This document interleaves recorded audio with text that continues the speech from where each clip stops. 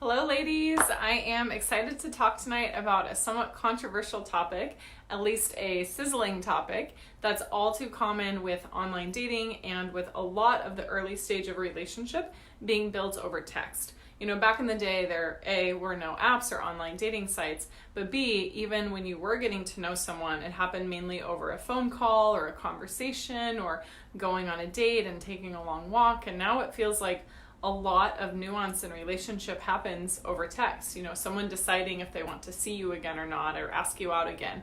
You know, someone deciding if they want to keep making things happen, both going on dates, but also just opening their heart. You know, it sucks when someone stops really sharing online or on their text. You know, they used to be asking you questions and now they're just answering with one-word responses, or they used to get back to you within a few hours and now they're getting back to you in a few days. So texting is actually really important. It can affect, you know, how our relationships get built.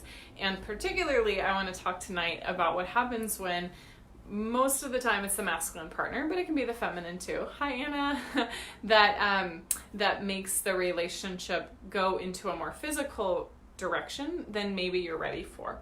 So hopefully I don't have to tell you that it's not okay for someone to send you naked pictures of themselves or to ask you of the same. It's not okay for someone to be talking with you about your body or physicality or what they want to do with you if they've never even met you, or if it's really early in the stages of dating, like the first date or two. However, I do think it's important that you understand that the masculine gets excited in different ways than the feminine does. Now, again, this isn't always the case. There are women who respond in this way and men who respond in a way that's more typical of the feminine. It doesn't mean, you know, anything about their preferences. I'm just giving you the guidelines that usually the masculine gets excited by visual stimulation and also by very direct things. You know, it's not beating around the bush, no pun intended, so to speak. It's really through direct visceral things. Now, the feminine gets turned on from the outside in. So the masculine gets turned on by just going for it, you know, stimulation and visual stuff and all of that. The feminine gets excited based on outside in. So this might be light touch and affection. You know, can you imagine kissing someone who never tried to give you a hug or hold your hand? I mean, you could, but it might feel a little bit weird, right? Like, we need some warm-up time. And we also need warm-up time emotionally. The feminine energy needs time to feel safe with someone and connected, and that there's a resonance and that their heart is open. If your heart's not open, you're probably not going to be very interested in someone unless it's purely just for the physical. So the feminine thrives on having emotional connection, heart-opening connection, you know, touch and gentle nuance. And the masculine is actually the opposite. And so when you hear a man being kind of crass or making a joke or kind of making an innuendo that you're like, you may just not want to be with that person. It might, you know, rub you the wrong way and it might not be a good thing. But also keep in mind that this is how the masculine thinks of their sensuality, and it's different than how the feminine thinks of their sensuality. So there's a few different categories, right? With texting and with messaging. When someone goes too far too soon of like a picture or something that's really direct, shut that down. Block them, delete them. It is not your job to teach someone how to treat you. You know, of course, we are teaching people as we get to know them. They're learning more about us. But something that extreme shows a total lack of respect and also is very clear about what their agenda is. Someone who's looking for a long-term partnership is probably not going to be sending you a locker room pic. You know, someone who's looking for, hi Monica, someone who's looking for a more relationship is going to be more attuned than that. Maybe they still have that on their mind because they're looking forward to spending time with you in that way, but they should have the self-awareness and the dignity and the filters to really be more respectful. And I think both men and women want to be respected and desired, right? We don't want to be so respected that it takes him 10 dates to kiss us. Like, we've been in those situations, right? Or if you have, you know, put a little heart in the comment bar or something like that, you know, where you like someone, but then the physical piece just never takes off. It never gets off the ground. And you're thinking, okay, am I a friend? But he keeps asking you out and you're thinking, maybe this guy is actually just really shy, and it can kind of be a turnoff. But on the other hand, if someone is super forward, it can feel like we lose our sense of self, we lose our boundaries, we get pressured into something, even if it's subtle.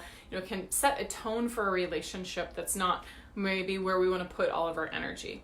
I personally think that the best relationships start with a strong spiritual connection. Even if you don't consider yourself spiritual, maybe you're religious, or maybe you have a similar life vision, your belief system, your vision for your life, the way that you view the world is where we start. And we kind of filter down through all of the chakras in creating a really solid partnership.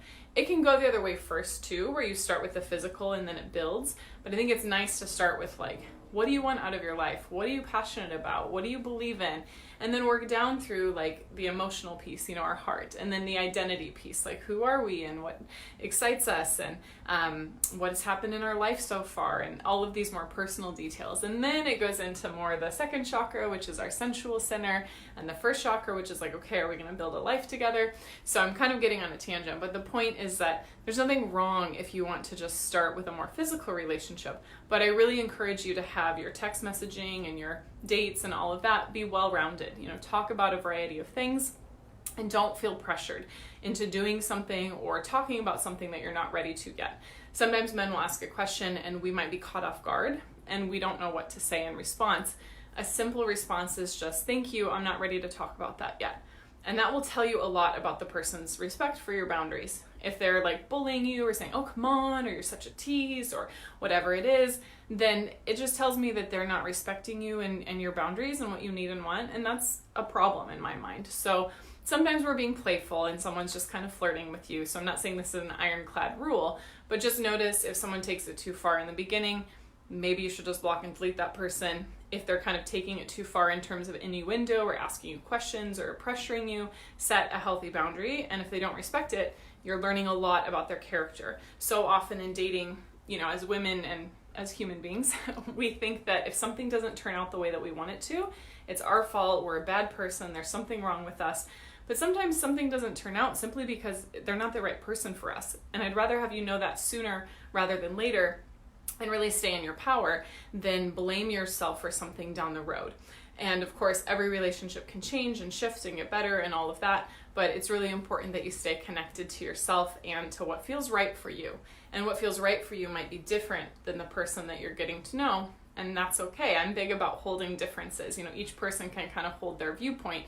You don't have to agree on everything. If you're trying to agree on everything, it's probably more of a codependent situation than an interdependent situation. So back to this topic of talking about texting and physicality and all of that. Of course, we like to flirt and be playful, and that's an important part of it too. So winky faces and smoochy faces and all of those emojis, I think are great. It's almost like the modern hieroglyphics, right? It's says so much with so little. And so if you're ever not sure what to say, send a winky face or send a smoochy face. But if they're sending you a text that's really blatant and it makes you feel uncomfortable, don't send a winky face or a smoochy face if you're feeling pissed off. It's so important to date authentically because partners aren't mind readers, and they need to know where we're coming from. And if we're pretending that we're oh, that's funny, but it's not funny, then they're going to get a mixed message and they're probably going to repeat that behavior in the future. So really important if you're feeling kind of pissed off to say, oh, that makes me really uncomfortable, or I'm not okay with that, or wow, I think we kind of crossed a line and I really want to take things slow. So it's really important. Hi, Monica. Hi, Jessica. Hi, Lori. It's really important that you're showing up authentically when these things are happening. If you've decided, yes, this is someone I want to get to know, I'm not just going to block them immediately because of really offensive behavior. This is more flirting, innuendo, maybe a little too far. If you're cool with it, winky face, kissy face, whatever, that's fine. If you're not cool with it, it's better to say oh wow, that's too much too soon for me, or that makes me uncomfortable, or I'm not feeling respected, or I want to take things slow, or it's important for me to get to know someone on every level before I go into intimacy. It's okay to set your boundaries and speak your truth in that way, especially if you haven't had a date. I mean, my rule of thumb is if you haven't even had a date yet, you haven't even met the person, shouldn't probably be talking about anything below the belt. I might sound a little old-fashioned, but it's so hard when we get, I'm making this face because it feels icky. It's so icky when we get excited about someone we haven't met yet.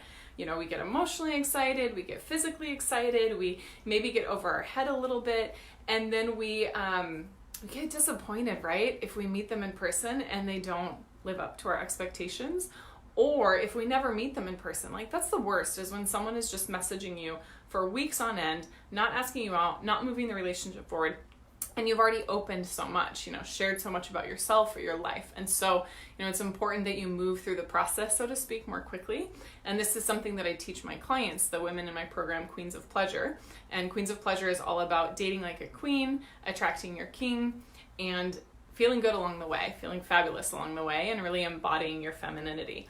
And in that course, in addition to teaching them about their feminine and how to attract a high quality man, we talk a lot about these dating rules of the road, or the guide map. I'm not big into dogma or rules, but it's just helping the women I work with kind of understand these phases of relationship and how to navigate them and be authentic and speak your truth, but without losing touch with your sensuality.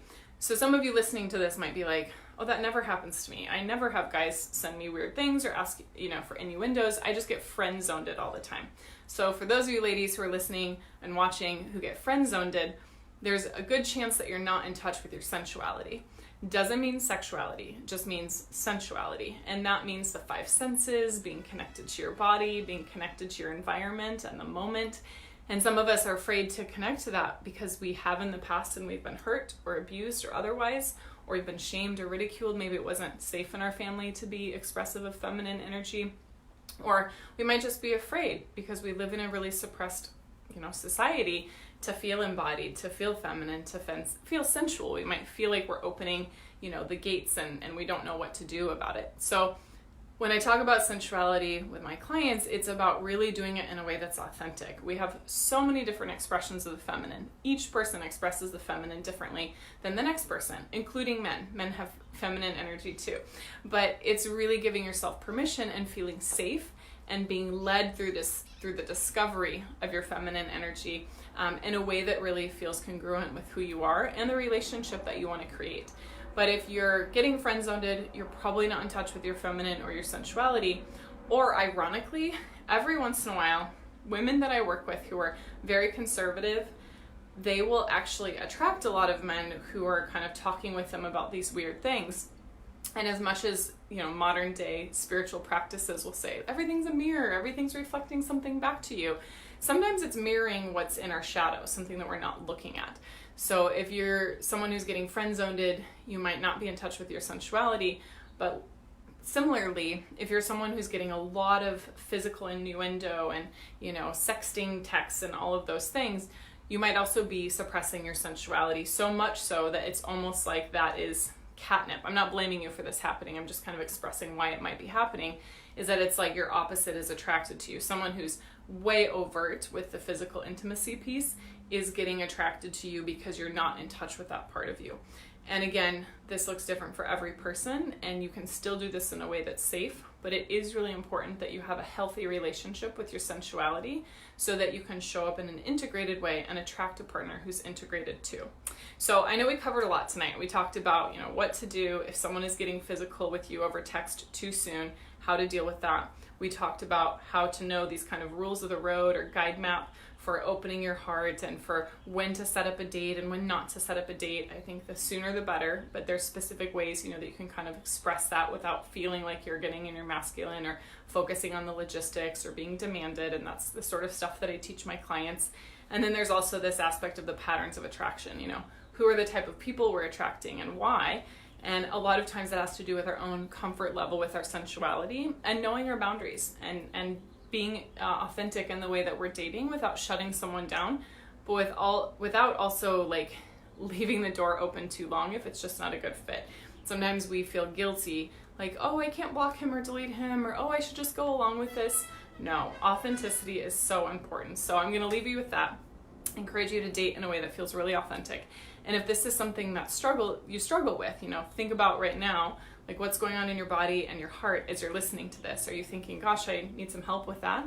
And if so, just reach out to us and set up a free 20-minute discovery call. We'll touch base with you. We'll call you at your selected time. We'll ask you a few questions to see about what's been happening. If we feel like it's a good fit, we'll set up another call with you that's free, where we'll really go deeper into these sticking points and create a game plan with you for what to do to address that. But if it's not a good fit in this 20-minute free call, then we will send you some resources and point you in another direction. So either way, you can kind of open the door and see a little bit more about what we do and also get some insight on your situation. So if that appeals to you, go to violetlange.com/talk and set up your free discovery session now.